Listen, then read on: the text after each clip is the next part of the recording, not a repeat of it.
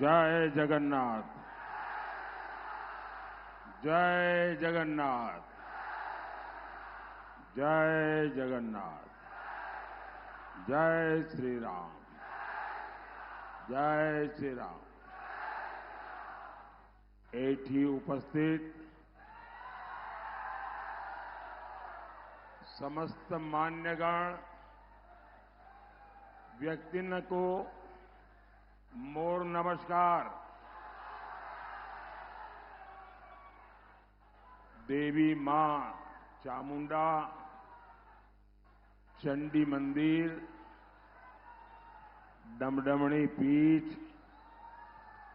मां भट्टारिका, प्रभु नीव माधव की इस पवित्र धरती पर आप जनता जनार्दन के दर्शन करके मेरा जीवन धन्य हो गया। इतनी बड़ी संख्या में माताएं बहनें आई हैं। हमारे नौजवान जो फर्स्ट टाइम वोटर है वो तो उमंग से भरे हुए नजर आ रहे हैं।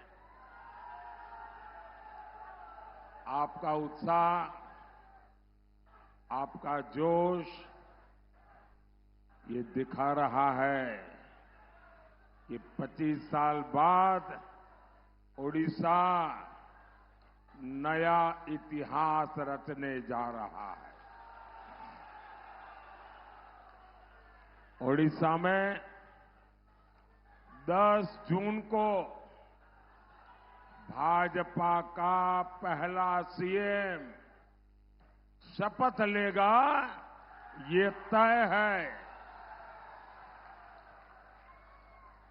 और आपके आशीर्वाद से तीसरी बार मोदी सरकार दिल्ली में शपथ लेगी, ये भी तय है। भाइयों और बहनों, कटक देश के सबसे पुराने शहरों में से एक है। यहां इतिहास भी है, विरासत भी है।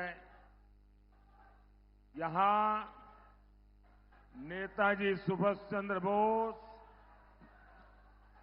उत्कल गौरव, मधुसूदन दास, उत्कल मणि, गोपबंधु दास, उत्कल केसरी, हरे कृष्ण महताब, ऐसे अनगिनत महानुभावों की प्रेरणा है। ये आधुनिक शिक्षा की नगरी है।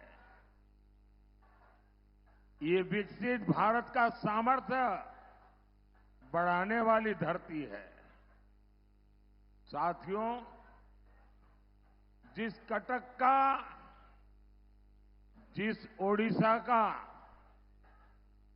इतना बड़ा महत्व है,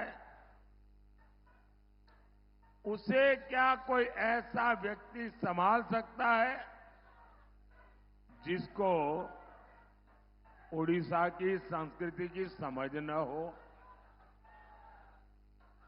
जिसको यहां की मिट्टी की संवेदना की समझ न हो। बीजेडी को आपने इस शताब्दी के 24-25 साल देकर देखे हैं और आपने देखा है परिणाम क्या निकला।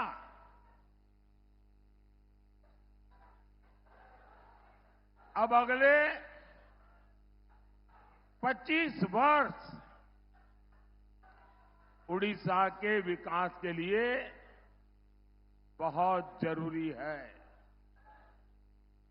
यहां बहुत सारे लोग अपने कुछ न कुछ चित्र, पेंटिंग लेकर के आए हैं। जरा एसपीजी के लोग सारा कलेक्ट कर लीजिए।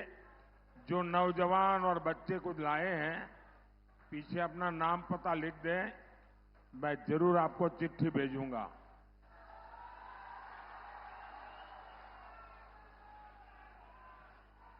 ये सुभाष बाबू बन के आया है नौजवान।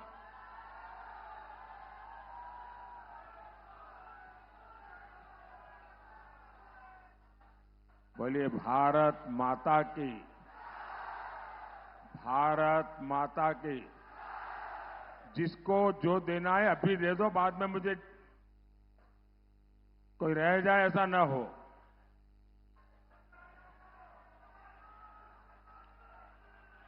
जय श्री राम, जय श्री राम।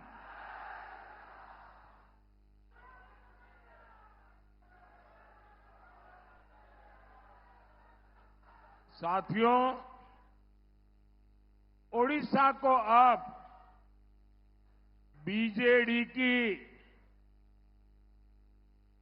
स्लो सब रफ्तार सरकार पीछे छोड़कर डबल इंजन वाली भाजपा सरकार चुननी है।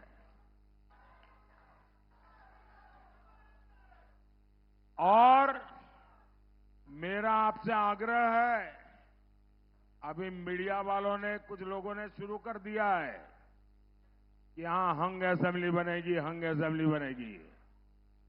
ये सरासर गपबाजी है। यहां भाजपा की पूर्ण बहुमत वाली सरकार बनने वाली है और भाजपा ही अगले 25 वर्ष में ओडिशा को विकास की नई ऊंचाई पर पहुंचाएगी। साथियों, ओडिशा बीजेडी के भ्रष्टाचारी रैकेट से यहां के लोग तंग आ गया है। जो बीजेडी चिट फंड जैसे फर्जीवाड़े से गरीब लोगों को धोखा देती है, वो बीजेडी ने उड़ीसा को क्या दिया?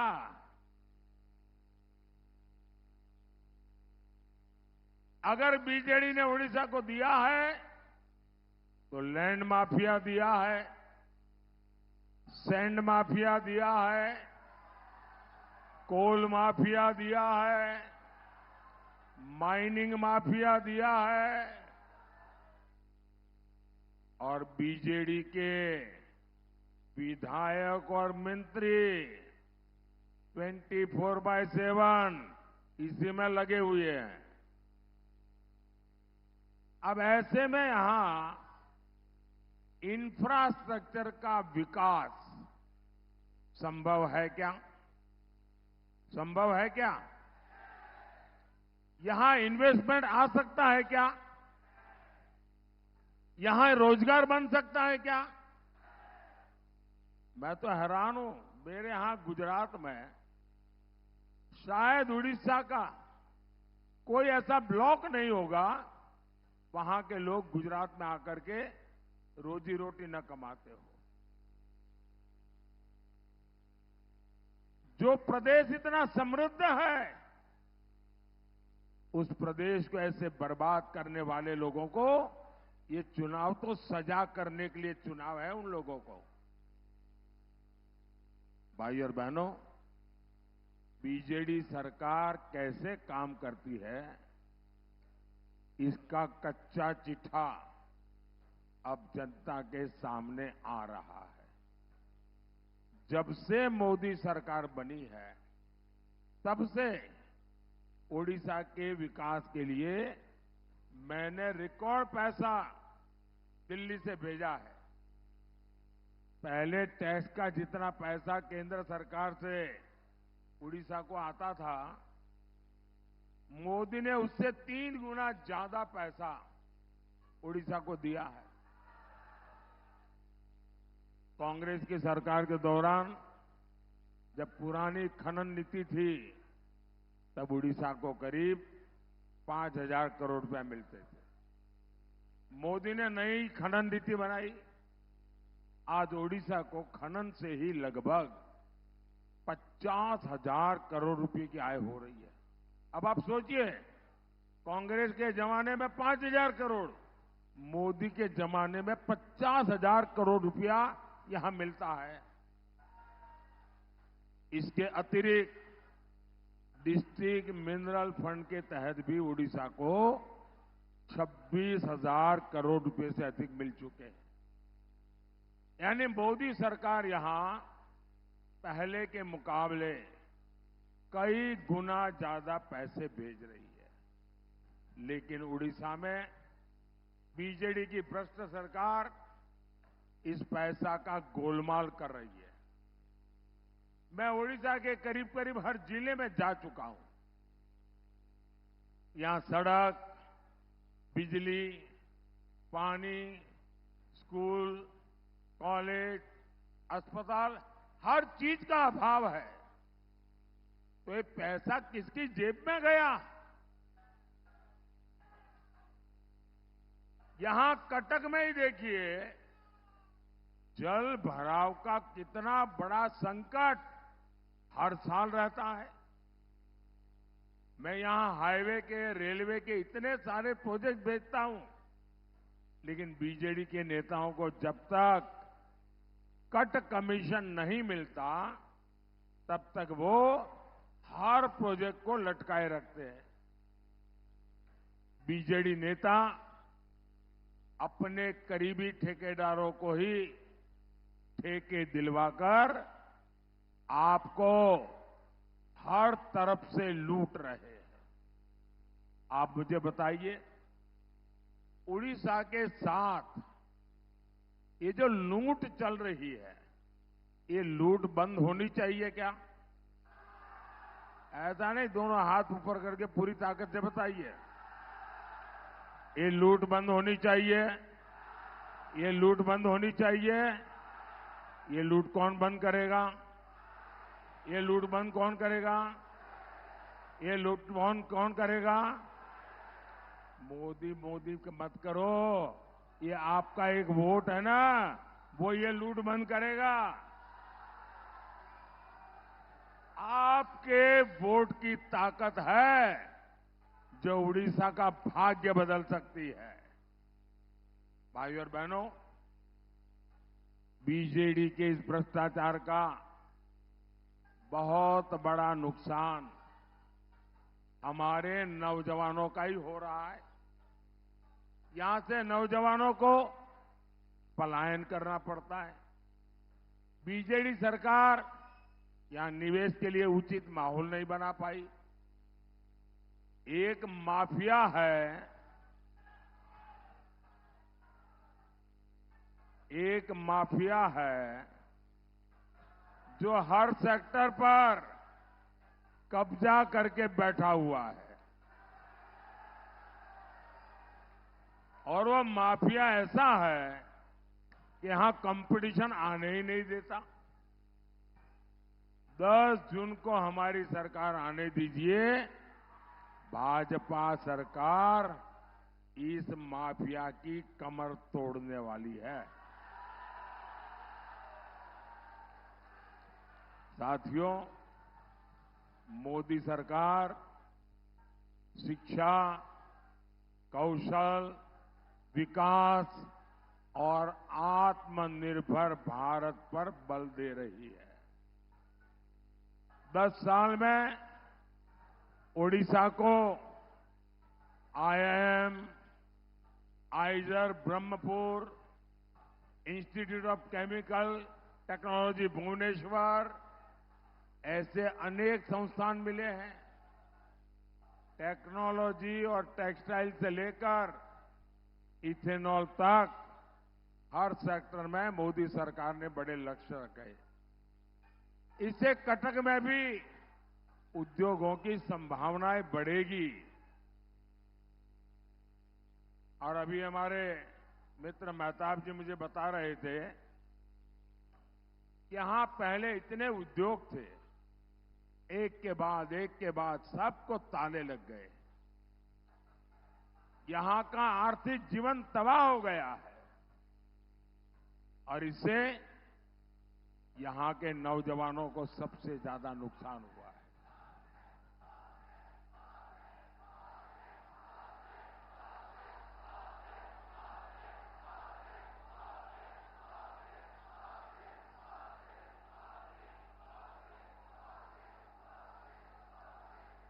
और इसलिए साथियों,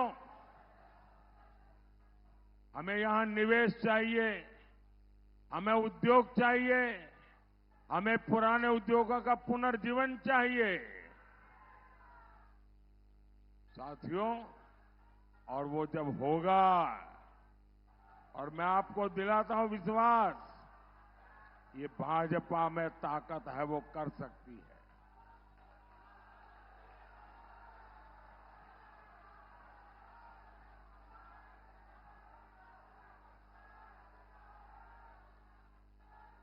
मैं उड़िया वासियों को वादा करता हूं, मेरे पास लंबे समय तक एक राज्य को चलाने का अनुभव है।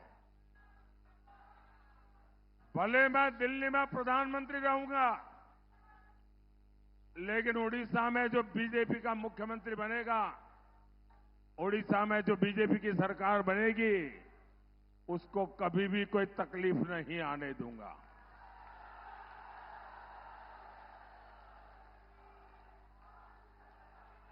साथियों, बीजेडी सरकार को कटक के लोगों की परेशानी से कोई सरोकार नहीं है। कटक चारों तरफ नदियों से घिरा है, लेकिन यहां पीने के पानी की समस्या है। मोदी नल से जल देना चाहता है, लेकिन ये रोड़े अटकाते हैं। मोदी ने देश के गांव और शहरों में गरीबों के लिए 4 करोड़ पक्के घर बनाए हैं। आने वाले समय में 3 करोड़ नए घर बनाने की गारंटी दी है। ओडिशा में भी करीब 30 लाख गरीबों के नए घर बने हैं। लेकिन बीजेडी आपके लिए नए घर बनाने में लगातार अड़चनें पैदा कर रही है। गरीब को पक्का घर मिलने से रोके, ऐसा काम आपका दुश्मन ही कर सकता है। भाइयों बहनों, आप यहां डबल इंजन की भाजपा सरकार बनाएंगे तो आपका बिजली का बिल 0 होगा।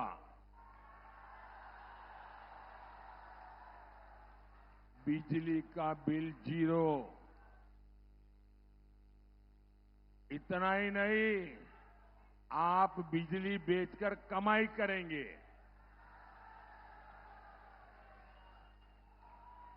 और ये कमाल मोदी सरकार की जो पीएम सूर्यघर मुफ्त बिजली योजना से है, उससे होगा। और उसकी रजिस्ट्री चल रही है। आप अभी भी रजिस्ट्री करवा सकते हैं ऑनलाइन जाकर के। घर की छत पर सोलर पैनल के लिए मोदी सरकार आपको 75,000 रुपये से ज्यादा देगी हर घर के ऊपर। और अतिरिक्त बिजली भाजपा सरकार यहां जो बनेगी, वो आपसे खरीदेगी। अब मुझे बताइए, आपको डबल मुनाफा हुआ कि नहीं हुआ? डबल फायदा हुआ कि नहीं हुआ? पैसे की बचत हुई कि नहीं हुई? वो पैसे आपके बच्चों के काम आएंगे कि नहीं आएंगे? साथियों, उड़ीसा भाजपा ने माताओं बहनों के लिए जो गारंटियां दी है, आज उनकी पूरे देश में चर्चा हो रही है। सुभद्रा योजना से माताओं बहनों को बहुत मदद मिलेगी। आप कल्पना कीजिए, 10 साल पहले तक माताओं बहनों के बैंक खाते तक नहीं थे। अब ऐसी ऐसी शानदार योजनाएं भाजपा हमारी माताओं बहनों के नाम पर ला रही है। मोदी की एक और गारंटी, देश की 3 करोड़ बहनों को लखपति दीदी बनाने का मेरा संकल्प है। 3 करोड़ लखपति दीदी बनेगी। आप कल्पना कर सकते हैं हमारी इकोनॉमी कितनी तेज चलेगी। लखपति दीदिया ने हर साल 1 लाख रुपए से ज्यादा की आय, और वो भी स्वाभिमान के साथ। आशा और आंगनवाड़ी से जुड़ी बहनों के लिए भी उड़ीसा भाजपा ने बहुत बड़ी घोषणा की है। आंगनवाड़ी से जुड़ी बहनों को 12,000 रुपए तक की सैलरी मिलेगी, ये उड़ीसा भाजपा ने कहा है। इसके साथ साथ जब यहां आयुष्मान योजना लागू होगी तो कटक के किसी भी परिवार को अपने बुजुर्गों के इलाज के लिए कोई चिंता नहीं करनी पड़ेगी। ये दिल्ली में जो बैठा है ना, वो करेगा। बुजुर्गों को मुफ्त इलाज की गारंटी, ये मोदी की गारंटी है। भाइयों और बहनों, विकास और विरासत ये भाजपा का एजेंडा है। आपने देखा कि दिल्ली में जो G20 का शिखर सम्मेलन हुआ, उसमें दुनिया भर के बड़े बड़े दिग्गज नेता यहां आए थे और सबको मोदी ने कोणार्क के चक्र के सामने खड़ा किया, कोणार्क के चक्र के सामने फोटो निकाली और उनके घरों में आज कोणार्क का सूर्य चक्र पहुंच गया है। इससे पूरी दुनिया में कोणार्क का गौरव बढ़ा है। लेकिन बीजेडी सरकार को उड़ीसा की धरोहर की कोई चिंता नहीं है। जगन्नाथ जी के श्री रत्न भंडार को लेकर जो कुछ हो रहा है, उससे पूरा उड़ीसा बहुत गुस्से में है। अब लोग कहते हैं कि श्री रत्न भंडार की चाबी तमिलनाडु चली गई है, कहते हैं।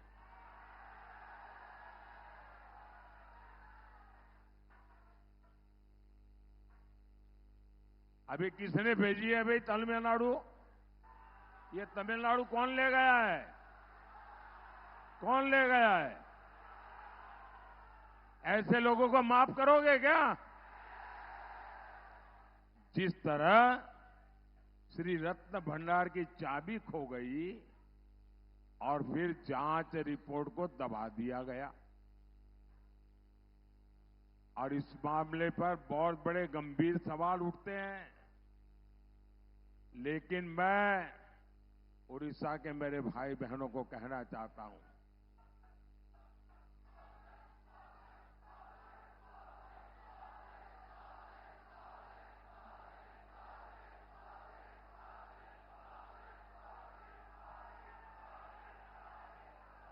साथियों,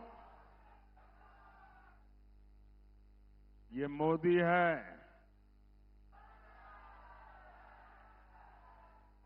मैं सोमनाथ की धरती से आया हूं, जगन्नाथ की धरती की पूजा कर रहा हूं, और मेरे लिए जितने भगवान सोमनाथ दादा के आशीर्वाद है, इतने ही महाप्रभु जगन्नाथ जी के आशीर्वाद है। मुझ पर सोमनाथ दादा का भी कर्ज है, मुझ पर महाप्रभु जगन्नाथ जी का भी कर्ज है। और इसलिए मैं उड़ीसा के एक एक नागरिक को गारंटी देता हूं, आप आश्वस्त रहिए, यहां भाजपा सरकार बनते ही ये चाबी का राज खोला जाएगा।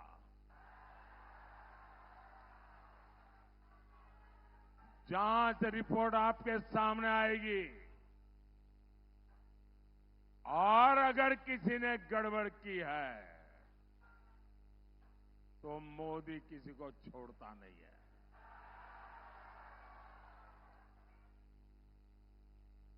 भाइयों और बहनों, ये चुनाव उड़ीसा के विकास और उड़िया गौरव को बचाने के लिए है। इसलिए ये जितने भी हमारे साथी एमएलए का चुनाव लड़ रहे हैं, उन सबको चुन करके हमें उड़ीसा की सरकार, भाजपा की सरकार बनानी है। सारे एमएलए के उम्मीदवार आगे आ जाएं, एमएलए के उम्मीदवार आगे आ जाएं। ये चुनाव देश को एक मजबूत सरकार देने का भी है। इसलिए कटक से मेरे मित्र भर्तृहरि महताब जी को इस बार बहुत बड़ी लीड से दिल्ली भेजना है और इनको मिला हर वोट सीधा सीधा मोदी के खाते में आएगा। तो ज्यादा से ज्यादा मतदान कराएंगे, हर पोलिंग बूथ जीतेंगे। बोलिए भारत माता की, भारत माता की, भारत माता की। बहुत बहुत धन्यवाद।